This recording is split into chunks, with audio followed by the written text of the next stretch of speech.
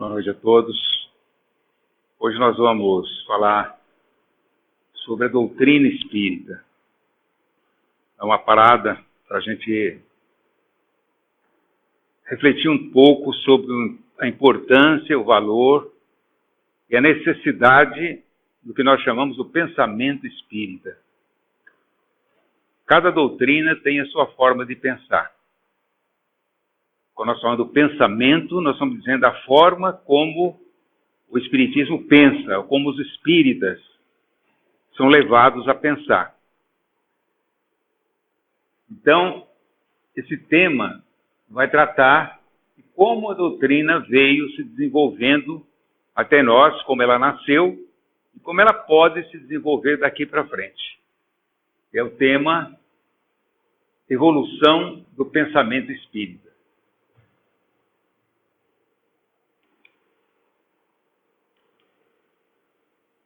A palavra evolução, vou começar com essa palavra evolução.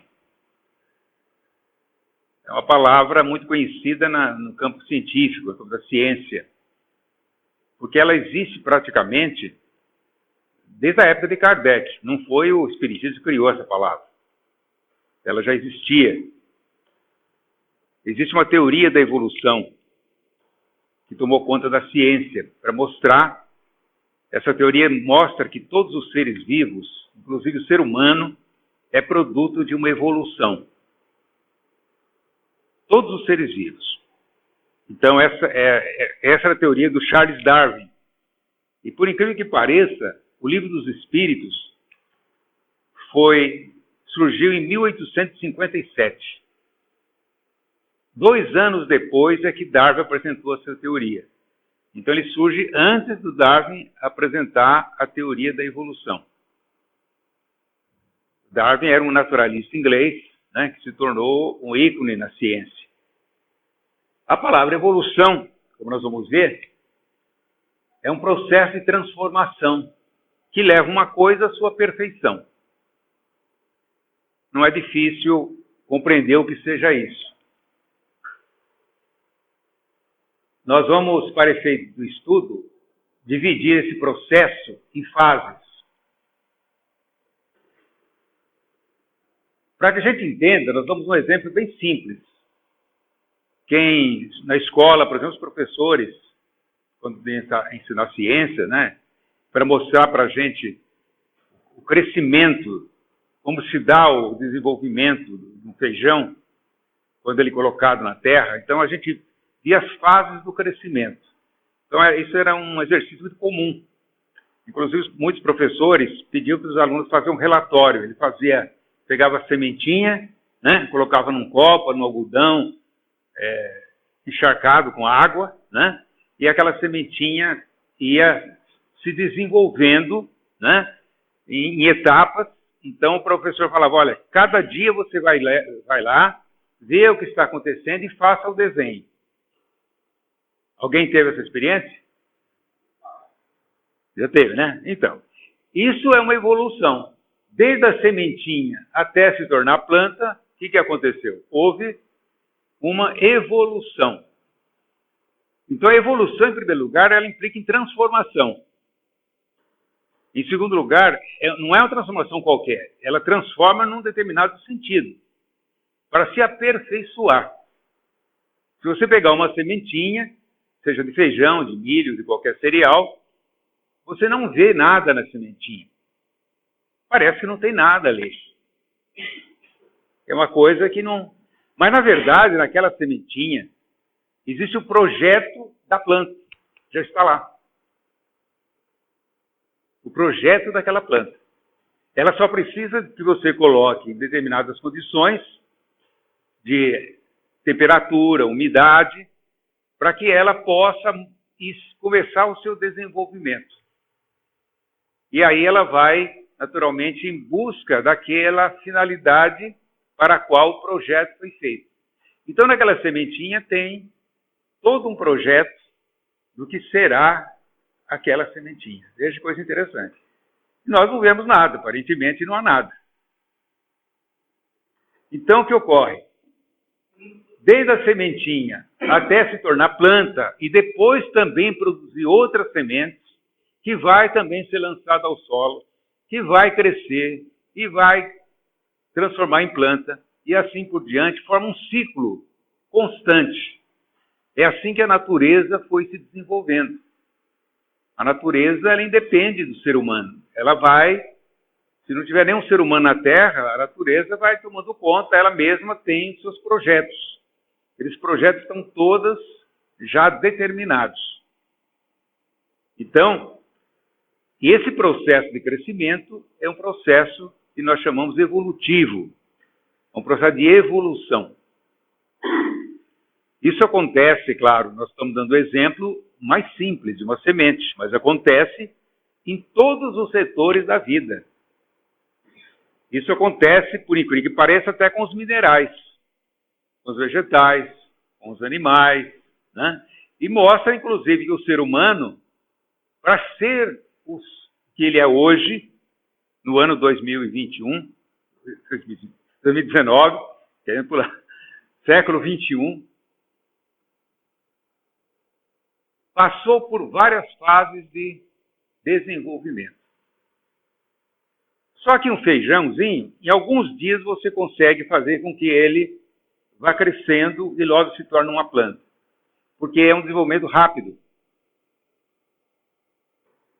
Mas o ser humano não. Né? Quanto demora uma gestação? 9 meses só no ventre materno. Né? Para ele se tornar um adulto. Quanto tempo? Vários anos. Né? Para se tornar um adulto, se nós considerarmos que o adulto 18 anos, ele leva 18 anos para se tornar um adulto. E cada espécie animal, cada espécie vegetal, tem a sua história evolutiva. Tudo na natureza obedece o mesmo princípio. Isso é o que se chama evolução. Então a ciência, particularmente a biologia, que estuda a vida, ela diz que nós viemos justamente das espécies inferiores para nos tornarmos seres humanos. Isso levou milhões de anos, que nós não conseguimos imaginar. Claro, a ciência tem seus cálculos, né? Mas a vida na Terra, ela começa há bilhões de anos. Segundo a ciência, atualmente, se a Terra tem 4,5 bilhões de anos, há uns 3,5 ou 4 bilhões surgiu a vida.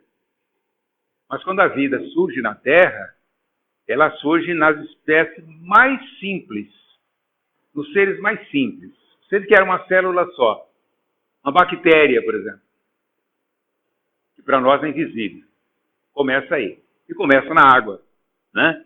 E depois de muito tempo, depois que surgem os peixes, as aves, os mamíferos, milhões de anos, um dia surge a espécie humana. E a espécie humana foi assim, mais ou menos. Isso é um esquema, né? Não quer dizer que seja assim. Isso é um esquema para a gente perceber como que nós viemos, de onde nós viemos. Os primatas, né? Os macacos e o ser humano têm um ancestral comum. Nós não sabemos ainda qual é. Segundo os cálculos científicos, o indivíduo, ou os indivíduos, que nessa história da vida humana, nessa história de vida, podem ser chamados de seres humanos, deve ter surgido de 6 a 7 milhões de anos. Os primeiros indivíduos que poderíamos chamar de humanos. Mas ele era bem diferente de nós. Né? Então, talvez, ali, né? Ele foi e foi se desenvolvendo até chegar no indivíduo hoje do século 21. Bem, isso é para dizer o que é a evolução. A doutrina espírita é uma doutrina evolucionista. A evolução, ela ocorre em todos os departamentos da vida. Em tudo. Ela ocorre com o corpo físico, o corpo biológico nosso, mas ela ocorre também com as nossas ideias, com os nossos sentimentos. Tudo evolui. O pensamento de uma época não é um pensamento de outra. Se nós voltarmos 100 anos atrás, como que as pessoas pensavam? Quais eram os costumes que havia, forma de viver? Né? Então nós vamos ver que eram diferentes. De lá para cá, isso veio mudando, se transformando, evoluindo, até chegar onde estamos hoje. E não vai ficar assim. Daqui 100 anos, está tudo diferente. Né? Nós não temos ideia do que pode acontecer daqui 100 anos. Sabemos que vai mudar bastante. Cada geração que vem, ela já vem com dá um novo impulso ao que estava, que era presente, né? E ele vai se tornando numa nova forma de viver, de pensar, de agir, de criar. Nós tivemos há poucos dias, lá em Marília, um encontro muito interessante, encontro regional espírita, que falou sobre o diálogo entre as gerações, né? E é muito interessante a gente ver isso, porque estudando o que era geração, por exemplo, antes da Segunda Guerra Mundial, a Segunda Guerra Mundial começou em 1939, no ano que esse centro foi fundado. Sabiam disso? Esse centro foi fundado em 19 de novembro. No dia 1º de setembro do mesmo ano começou a Segunda Guerra Mundial. Estava em plena guerra. Então começou no dia 1º de setembro, que foi declarada a guerra e os países entraram em conflito. Então, até 1939, ou até a Segunda Guerra Mundial, vamos dizer 39, né? Nós tínhamos um estilo de vida. Depois da Segunda Guerra para cá, as coisas mudaram muito. E vem mudando aceleradamente, muito depressa. Cada geração, ela já é bem diferente da geração anterior. Antes, os estudiosos, os antropólogos, os sociólogos, eles consideravam que cada geração tinha 25 anos. Hoje, eles consideram que cada geração tem 10 anos. Porque não é mais a faixa etária, não é mais o período etário. São as ideias, a maneira de viver, né? E agora, com o desenvolvimento da tecnologia, nós temos uma geração nova, que nasceu do ano de 2000 para cá, é bem diferente das gerações que nasceram antes. E elas vão levar a humanidade e não é só aqui entre nós, no mundo todo isso. No mundo todo. Nós somos hoje quase 8 bilhões de pessoas no mundo. 8 bilhões. Tudo isso está em constante evolução, ou seja, em constante transformação. Não existe na natureza nada que esteja estático, nada parado. Tudo está se modificando, mesmo que nós não percebamos. A gente olha, dá a impressão que as coisas de hoje são iguais às de ontem, mas já não são mais. Elas estão se modificando. Mesmas coisas, mesmo a vida material, elas estão se modificando. Daqui 100 anos, 200 anos, 300 anos, 1000 anos, está tudo renovado. Se nós abrirmos, a maioria que estudou história, por exemplo, história da humanidade, quando você vai estudar história, na verdade você vai estudar as guerras. Toda história só houve guerra. Quanto mais você vai recuando na história, mais guerras você vai encontrando. É o homem disputando geralmente propriedades, domínio, força, poder. Sempre foi assim. Então, O homem primitivo, como é que era? Como é que ele vivia o homem primitivo?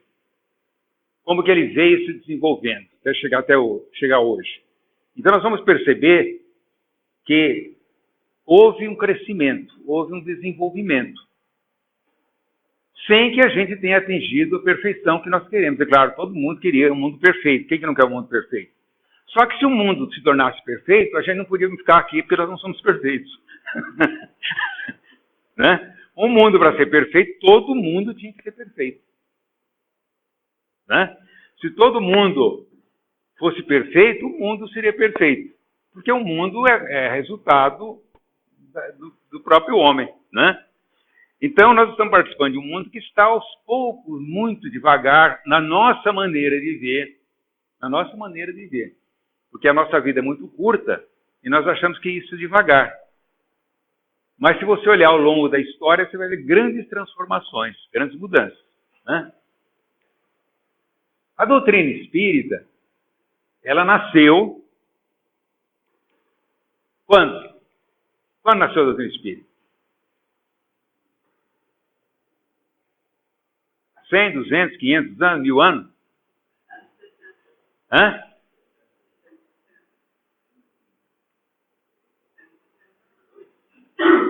162 anos, para ser mais exato, né? Porque ela surgiu quando Kardec publicou o Livro dos Espíritos, em 1857. 162, 162 anos. Ora, o que são 162 anos diante da história da humanidade? Quase nada. Né? Se nós considerarmos que as primeiras cidades surgiram há 10 mil anos, né? Já nós temos as primeiras cidades há 10 mil anos, 162 anos, e a maioria do desenvolvimento, a maioria do que nós sabemos hoje, veio muito recentemente. A ciência só existe há 500 anos. Não tinha ciência. Né?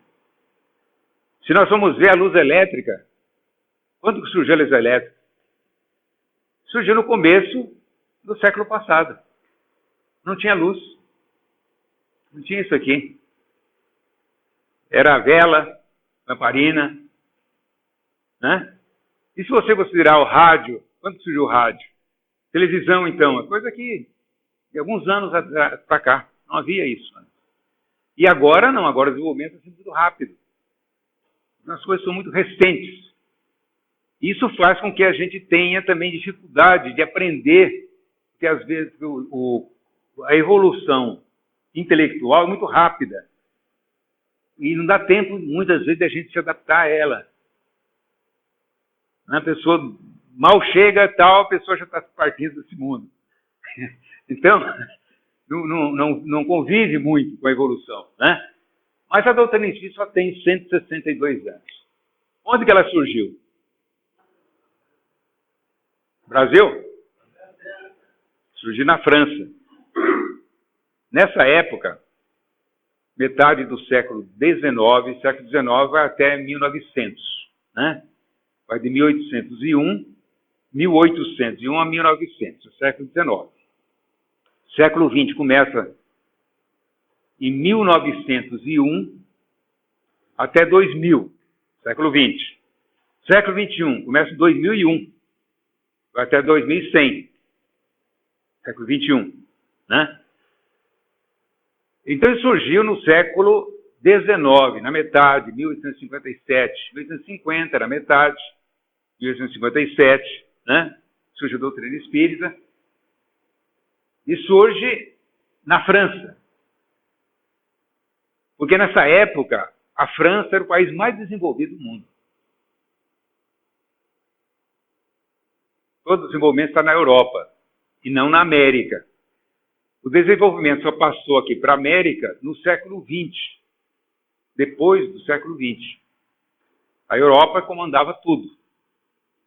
Então surge justamente no centro da cultura da época. Como que ela surgiu? Como surgiu a doutrina?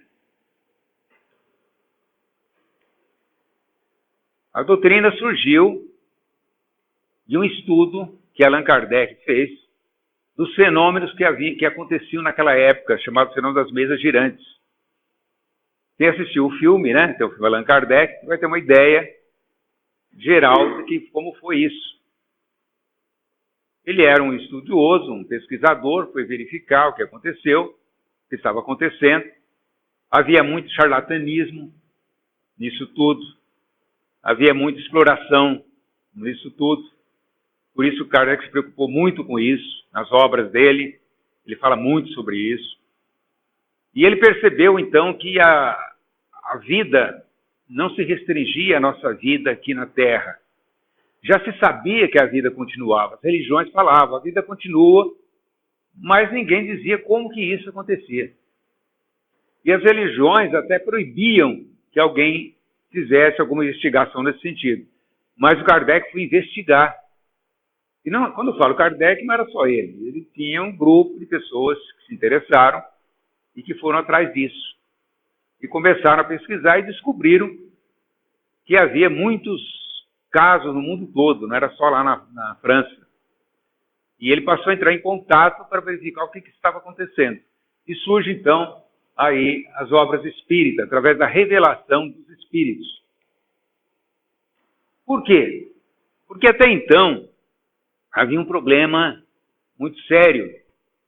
Havia um problema assim, a religião, aqui no Ocidente, o catolicismo dominava, e a religião é que falava sobre a vida futura. A vida futura do catolicismo é o céu, o inferno e o purgatório. Aquela história, né? Mas, quando chegou no século XVII, XVIII, alguns estudiosos, alguns pesquisadores, alguns pensadores, alguns filósofos começaram a questionar isso. E começaram a perceber que não era bem assim. Então, antes do Espiritismo, já havia alguns estudos nesse sentido. O Espiritismo não surgiu assim, do nada. Né? Os Espíritos vieram e falaram, não. O pensamento foi se desenvolvendo, porque antes do Espiritismo, alguns filósofos, alguns pesquisadores começaram a estudar isso e já começaram a fazer as suas teorias. Alguns quase chegaram no que Kardec ensinou. Alguns chegaram bem próximo. Né? Mostrando o seguinte, que a fé não podia ser apenas uma crença ingênua, passiva. Para a gente crer, a gente tinha que compreender, tinha que saber realmente em que estava crendo. Não era, né? Então a fé tinha que ser realmente testada, para verificar se ela garantia alguma verdade que a gente podia realmente confiar. Né? E aí Kardec aproveitou esse lance, essa fé raciocinada, ou fé racional, e montou em cima disso a teoria espírita, depois que houve esse lance dos fenômenos mediúnicos em todo o mundo, e principalmente na França. Então aí surge o Livro dos Espíritos. Primeira obra espírita. A mais importante obra espírita é o Livro dos Espíritos. Porque é a obra que dá uma visão geral de tudo. Né? Isso nós vamos ver. Para quê? Justamente porque o papel da religião, qual é o papel principal da religião? A religião ela se preocupava muito com salvação do indivíduo, né? Mas salvação, para se salvar, tem que morrer. Só depois de morrer, morto. A doutrina espírita não, ela se preocupa com a vida agora, já. Com a nossa vida aqui. A preocupação principal é com o ser humano quando está encarnado. Porque depois ele vai desencarnar. Mas depois que ele desencarnar, se ele foi preparado para isso, as coisas ficam bem mais fáceis. Então, ele veio trazer informações para que o indivíduo pudesse ter uma visão que a vida continua. E através dessa visão, ele vê a necessidade de se transformar moralmente. o principal objetivo do Espiritismo é a nossa melhoria moral. Então, por isso, para quê? Para isso. Aí a doutrina espírita vai em busca de Jesus, vai verificar que nos evangelhos, que Jesus também pensava assim, que Jesus também não estava preocupado com religião, ele estava preocupado com amor ao próximo, com a melhoria do ser humano, fazer o bem, solidariedade, fraternidade, né? Para que juntos possamos caminhar mais depressa para o nosso crescimento, para a nossa evolução moral. Quais são os princípios básicos da doutrina? O que são princípios? Obrigado. Ainda bem que você trouxe, já estava engasgando.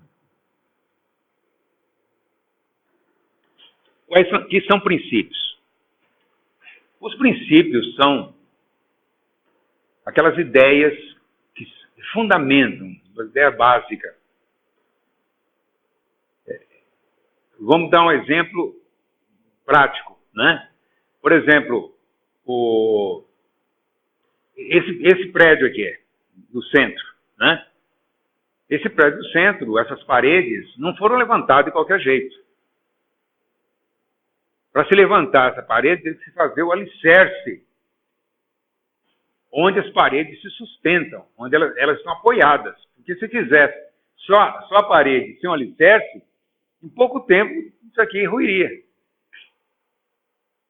O principal aqui, a parte mais forte do centro, a mais compacta, mais sólida, está embaixo de nós, que é ela que sustenta o resto. Agora imagine, vocês viram aí, lá em Fortaleza, aquele prédio que caiu. Viram esses dias, né? O que aconteceu?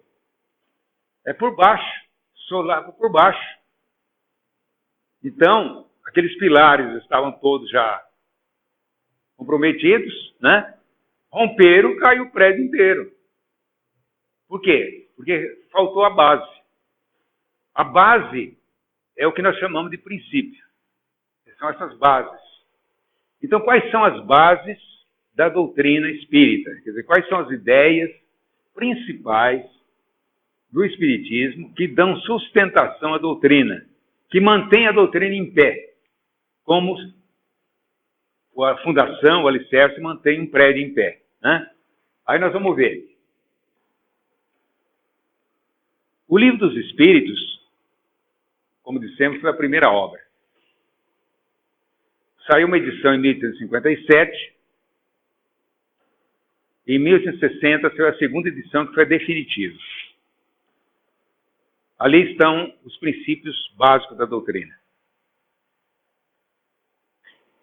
Ali estão as ideias que servem de apoio a tudo que a doutrina possa falar em qualquer tempo.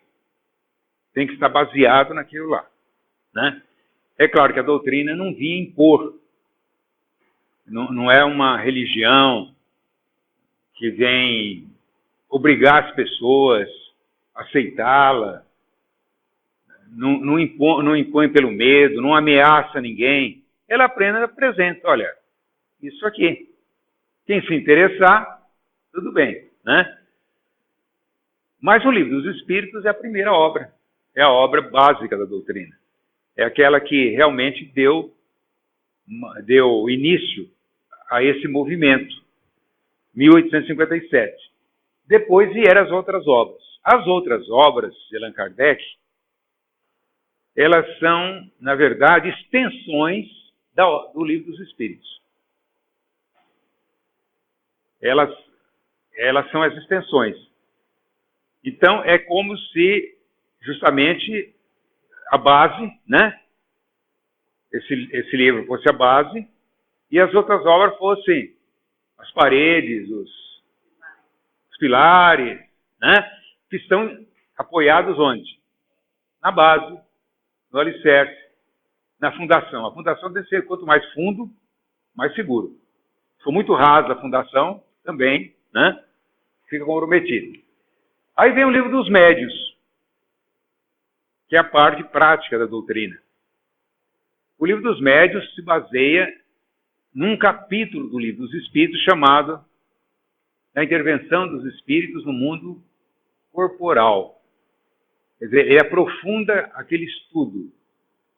Quando Kardec percebeu que as pessoas tinham dificuldade de trabalhar com os espíritos através da mediunidade, ele publica essa obra, que é uma orientação geral sobre a prática mediúnica. É aí que ele vai falar de muitas coisas importantes que até hoje nós temos dificuldade de seguir. Muitas exigências a respeito da mediunidade. Inclusive, ele vai falar sobre as fraudes, sobre as mistificações, sobre as explorações que existem muito nesse campo, porque tudo isso ele estudou na sua época, percebeu, né, e procurou meios de saber se defender contra isso. E, em terceiro lugar, veio o Evangelho segundo o Espiritismo. É a terceira obra. A terceira obra aprofunda uma parte do Livro dos Espíritos que chama Leis Morais. Também está baseado no Livro dos Espíritos. Depois, a quarta obra, O Céu e o Inferno, ou a Justiça de Deus, segundo o Espiritismo, porque as pessoas queriam realmente saber o que os Espíritos vinham falar. Né? Tem Espírito que falava, eu estou no inferno. Falavam mesmo, né? Está sofrendo, quem está sofrendo. Outros estavam em situação boa, eu estou no céu. O que é céu, o que é inferno? É um estado de alma. Quando a gente está sofrendo, a gente está no inferno. Quando a gente está bem, né, a gente está no céu. Na verdade, a gente reclama muito da vida, né? Mas a maior parte da nossa vida nós não estamos no inferno. A maior parte nós estamos bem. Agora, em alguns momentos a gente entra, né? Entra feio no sofrimento.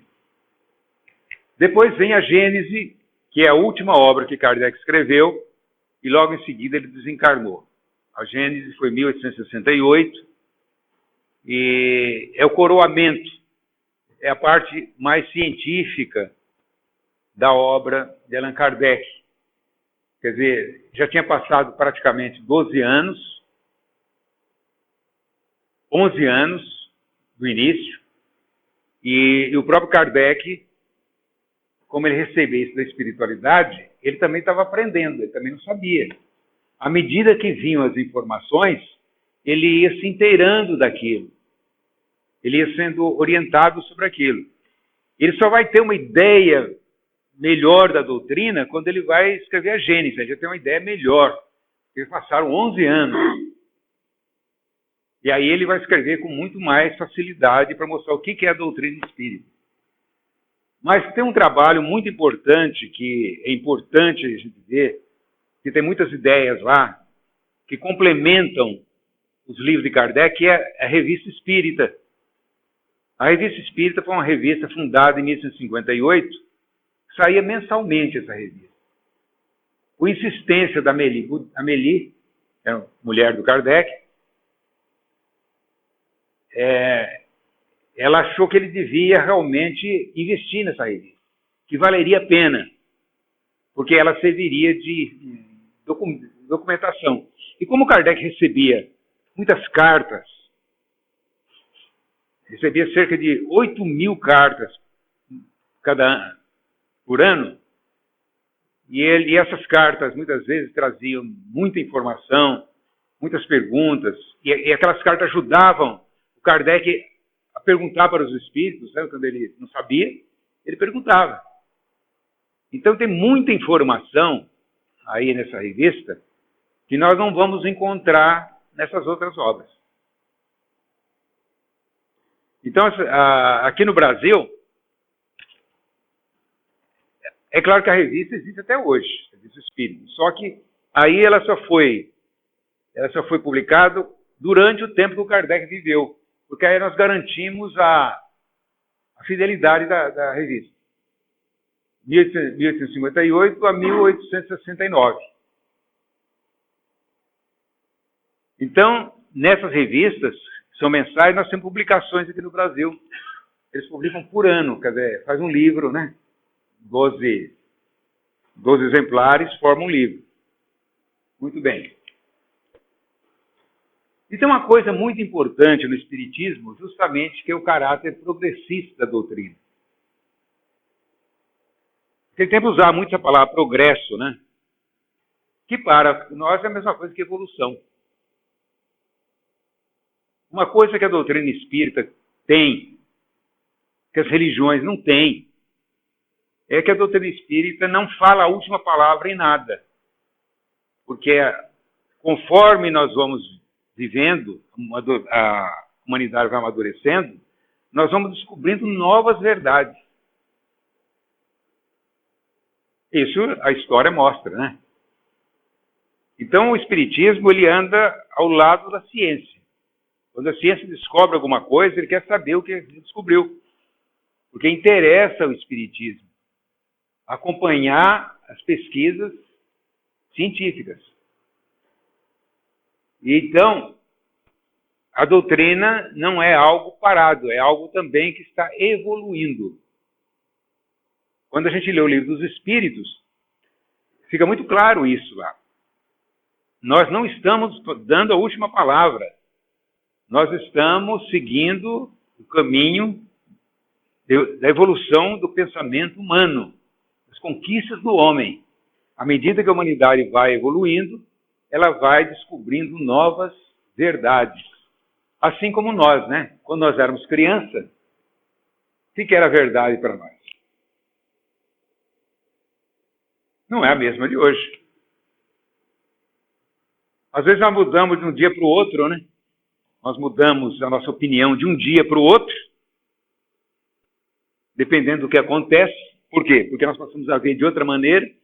A doutrina espírita é assim, ela vai se adequando às novas necessidades, às novas aspirações, às novas ideias que o mundo vai conhecendo. E se adequando a isso a cada momento. Vamos ver. O que diz o Kardec? Isso está no primeiro capítulo da Gênesis.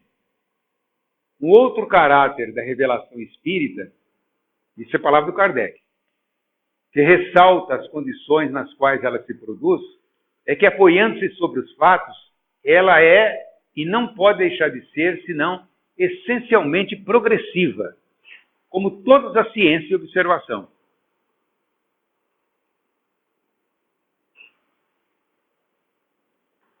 Por sua essência, ela constrói a aliança com a ciência, na qual, sendo a exposição das leis da natureza, numa certa ordem de fatos, não pode ser contrária à vontade de Deus, o autor dessas leis. As descobertas da ciência glorificam a Deus, vejam bem, em lugar de o rebaixar. Elas não destroem senão que os homens edificaram sobre ideias falsas que fizeram de Deus. Porque qual é o papel da ciência? Descobrir as leis da natureza. Esse é o que faz a ciência. Ela quer descobrir, vem descobrindo as leis da natureza.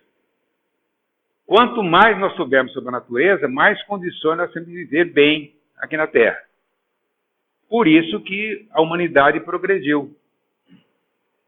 No tempo de Jesus, que não existia praticamente ciência, o conhecimento era muito pequeno. Um campo muito propício para falar isso é a medicina. Qual que era a medicina naquela época? Como é que é a medicina hoje? Por que a medicina está aí? Por causa da ciência. A ciência vai descobrindo, a medicina vai evoluindo, vai se desenvolvendo, vai descobrindo novos caminhos. Então, não faz muito tempo,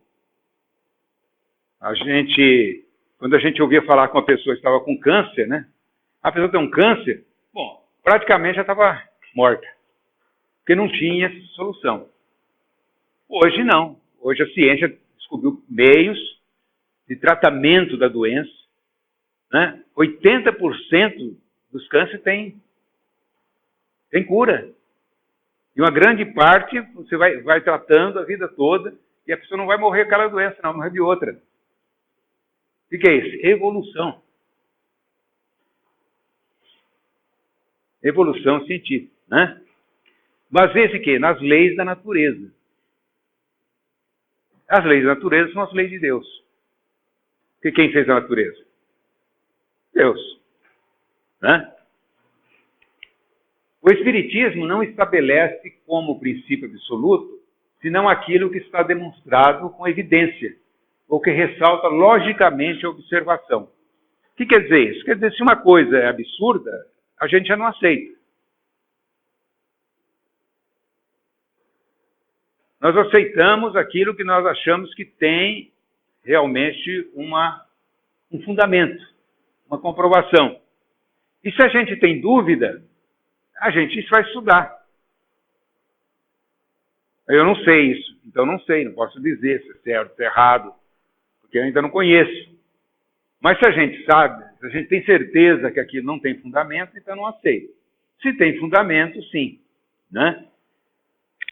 Então, é por isso que existe essa cautela, ligada a todos os ramos da economia social, aos quais empresta apoio de suas próprias descobertas.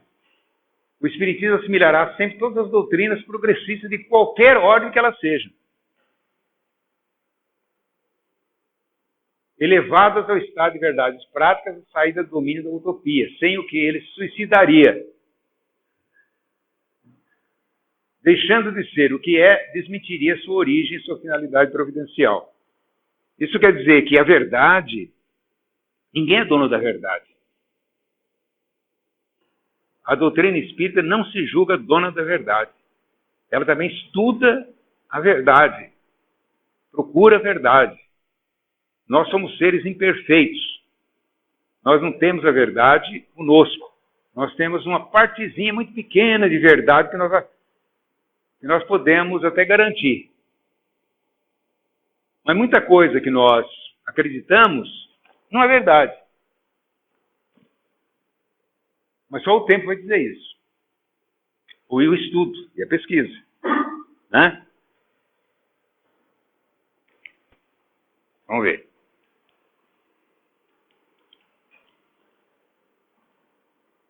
Aí vem os princípios fundamentais. Vamos correr um pouco. Bom, em que o Espiritismo acredita? Na existência de Deus, claro.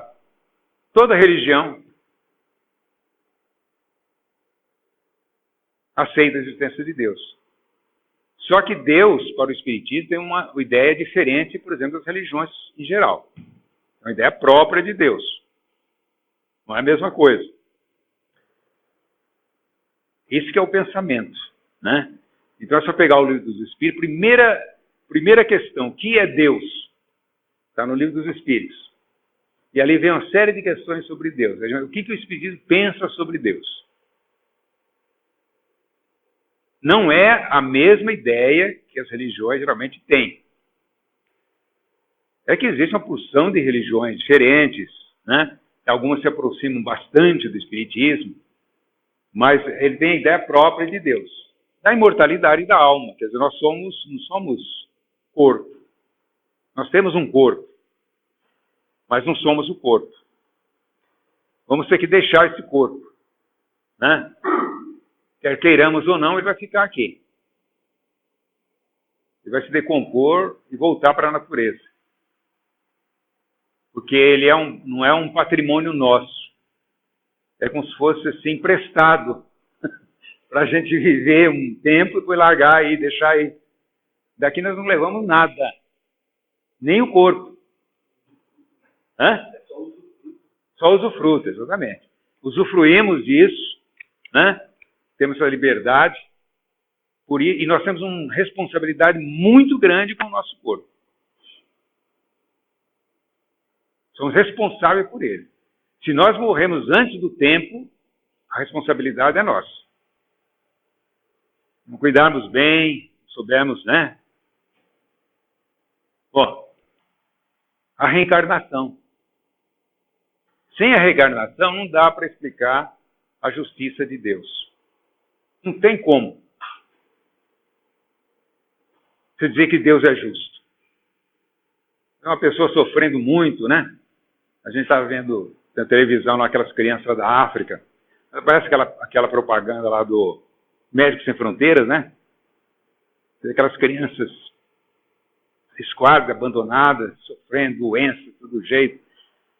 E uma grande parte morre ainda criança.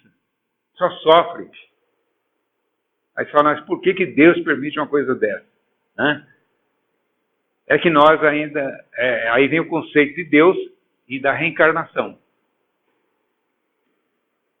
Sem reencarnação, o Papa João Paulo II, quando ele visitou lá os... como é que chama lá? O lugar lá onde os judeus foram exterminados. Hã? Isso. Auschwitz, né? Ali existem aqueles fornos onde foram queimados aquele pessoal. Ali foi um sofrimento que a gente não calcula.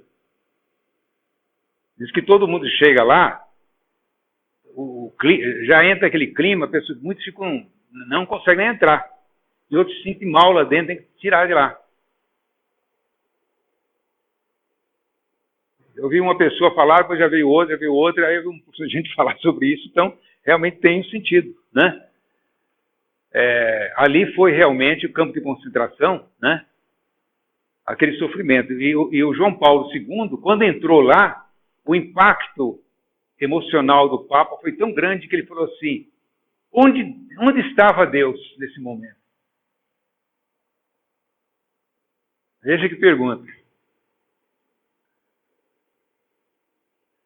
Quer dizer, nós espíritas não podemos dizer isso, porque a gente sabe que não existe efeito sem causa. Que Deus não tem nada a ver com essas coisas. As coisas são nossas. Né?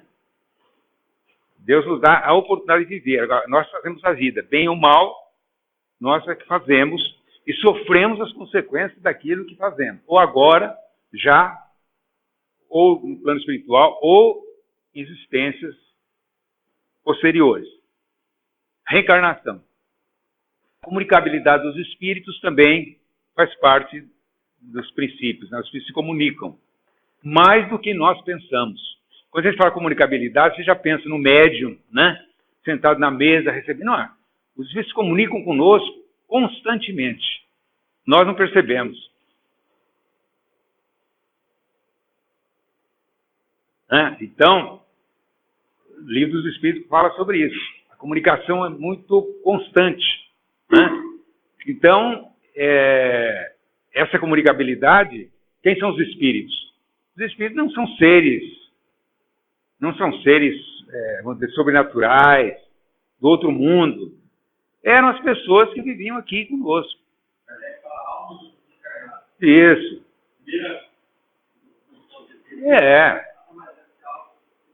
É nosso pai, nossa mãe, nosso irmão, nosso amigo, nosso inimigo, que já foram, são espíritos, estão lá no culto dos espíritos. E conseguem, às vezes, entrar em contato conosco, de alguma forma, de alguma maneira. Há 1000 formas do espírito entrar em contato conosco. Nos deixar um recadinho. Né? A fé raciocinada que nós já falamos. A fé raciocinada, na verdade, existia antes do espiritismo. Alguns filósofos já batiam em cima disso. São famosos sobre essa questão. O que é a fé raciocinada? É você só acreditar naquilo que você compreende.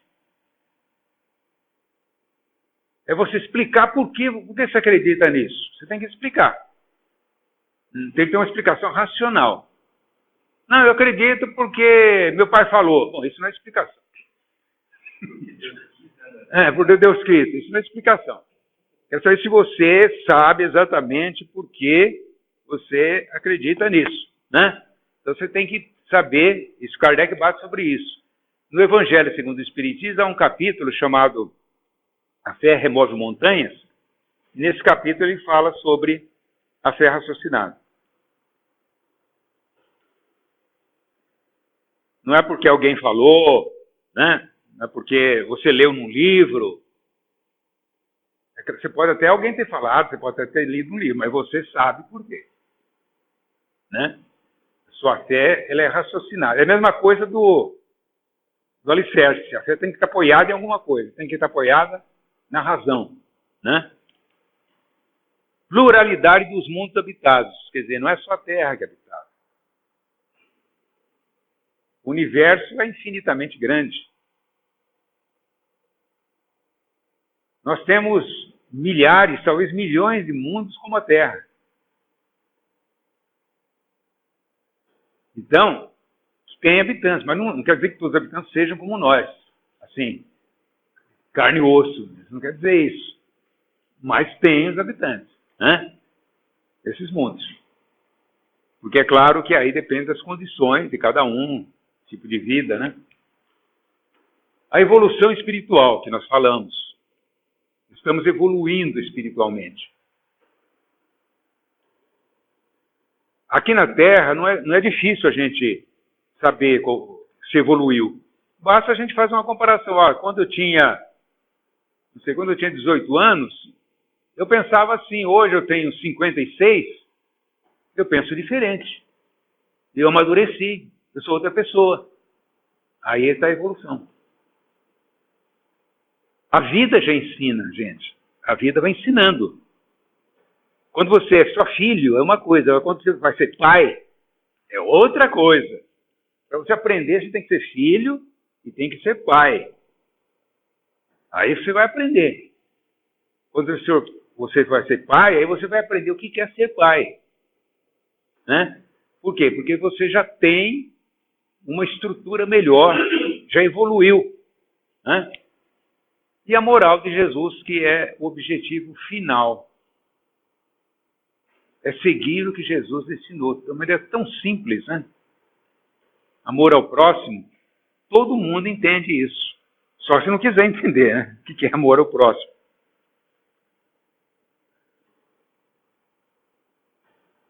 Então, o Gandhi, Mahatma Gandhi, foi um líder religioso lá da Índia. E acabou sendo um político também, porque ele movimentou toda uma revolução que não usou nenhuma arma. Veja que coisa, hein?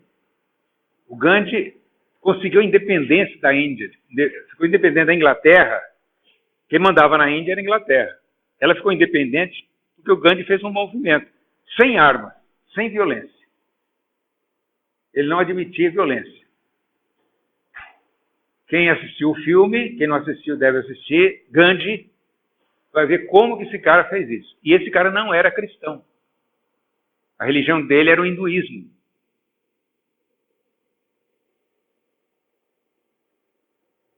Era cristão. A religião dele era o hinduísmo. O hinduísmo é uma das religiões mais antigas do mundo, muito mais antiga que o cristianismo. E o Gandhi dizia o seguinte: se todos os livros do mundo fossem queimados, veja bem, e só ficasse aquele pedacinho do evangelho que chama Sermão da Montanha, isso bastava para salvar o mundo. De Jesus. Porque ali tem todos os nossos deveres para com o próximo.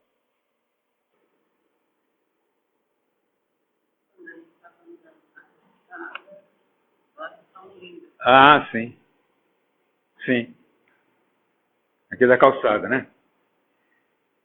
Tem uns episódios que a Leninha está lembrando, né?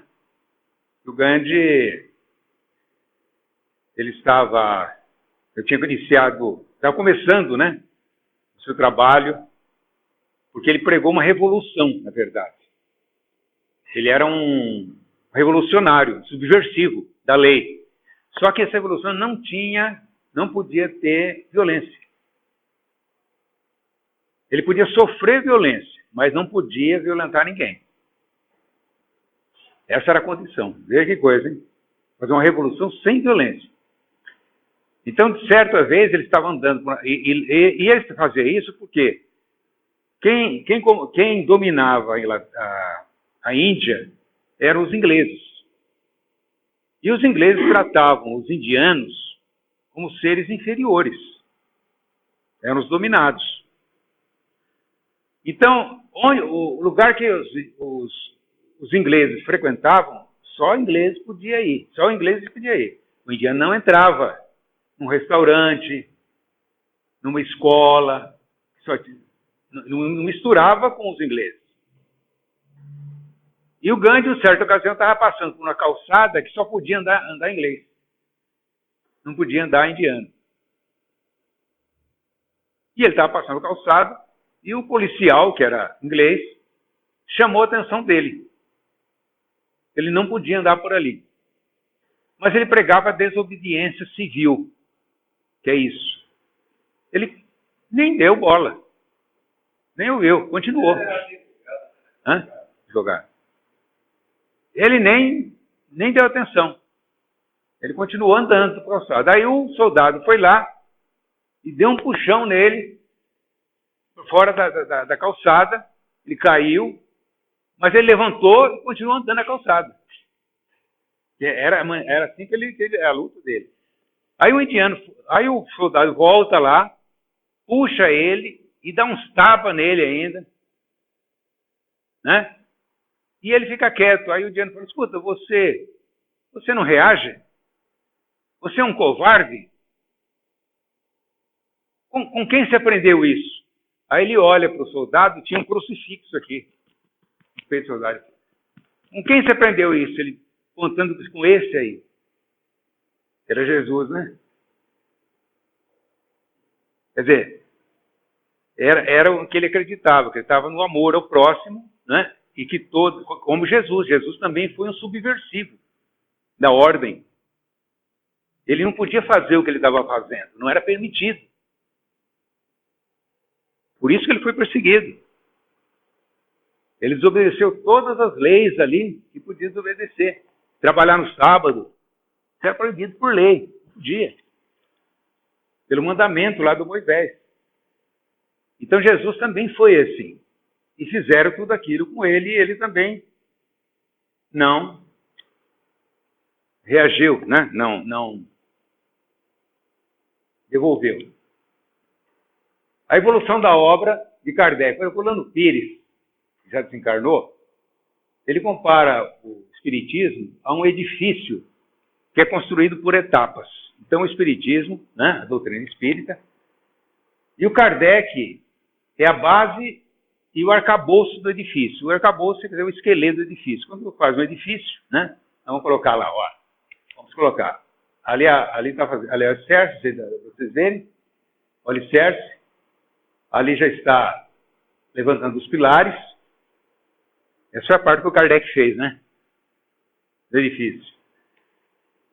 O que vem após o Kardec é o complemento, que aos poucos vai caminhando para a conclusão da obra. É uma comparação que ele faz. Então, nós temos ali o edifício, né? O arcabouço do edifício não está pronto, mas ele já se levantou, tem todas as paredes, todos os pilares, né? De sustentação, as vigas, esse negócio todo que dão a sustentação ao edifício. Essa parte o Kardec fez. Agora, quanto à outra parte, que vai sendo feita aos poucos, aí isso não foi ainda feito. O Espiritismo ainda é uma obra inacabada. Né? Por quê? Porque nós estamos ainda estudando, aprendendo, sempre, né? Para poder compreender cada vez com mais critério o que é a verdade. O espírita não é dono da verdade. O espiritismo não pode responder todas as perguntas. Porque se pudesse, seria perfeito, e perfeito só é Deus. Né? Não existe nenhuma doutrina, nem a ciência faz isso. Uma das principais características da ciência é que não existe a verdade. Porque a verdade de hoje pode amanhã ser derrubada. Hoje você descobre uma coisa, amanhã descobre outra melhor, aquela já não vale mais, e assim por diante. Não há uma verdade absoluta. Isso, exatamente. Uma coisa é verdade enquanto ela serve para a gente. Depois que não serve mais, então nós vamos procurar uma melhor. Né? Esse é o caráter do Espiritismo. Então, a base fundamental do Espiritismo dos Espíritos, dele derivam todas as demais obras de Kardec, que falamos, né? No processo evolucionista, cada verdade vinha a seu tempo, cada espírito, como cada coletividade, tem um momento certo de aprender. Quer dizer, existem verdades que nós não teríamos condições de aprender, nossa cabeça não suportaria, né? Nosso coração não suportaria. A verdade tem que ser dosado de acordo com a evolução, a maturidade. É a nossa maturidade. Por que o mundo? Mas esse mundo, que coisa, que bagunça, que confusão. É a evolução.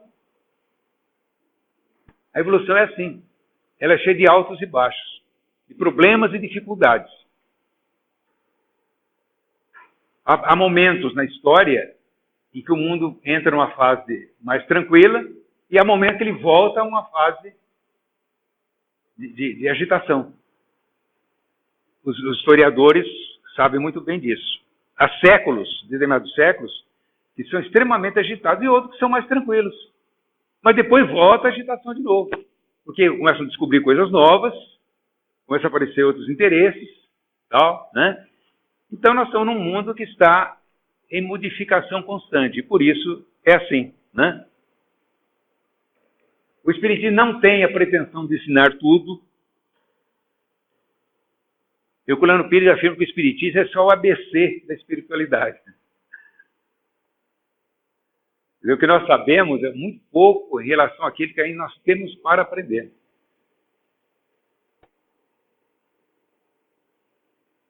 Então não podemos dar um passo maior que a perna. Aí já é ilusão, né? É a gente criar uma ilusão. O critério da verdade está na universalidade do ensino. Quer dizer, quando uma coisa é verdade, ela acaba realmente, vai sendo aceita cada vez mais. Né? Porque ela vai atendendo às necessidades e às aspirações novas. Ciência, filosofia e religião são as três fontes de conhecimento humano. O Espiritismo só pode ser usado religião no sentido filosófico da palavra, porque ele não tem as apetrechos das religiões, né? Não tem rituais, não tem sacerdócio, não tem quem manda, não tem, né? Todos nós somos aprendizes. A principal meta do Espiritismo é a transformação moral do ser humano, segundo os preceitos ensinados por Jesus de Nazaré. Essa é a parte inalterável da doutrina. O único que não muda é esse. Que foi o que Jesus ensinou, amor ao próximo. Isso não muda. O resto pode mudar muita coisa, né? A filosofia e a ciência oferecem a base racional dessa moral. E aí, acaba.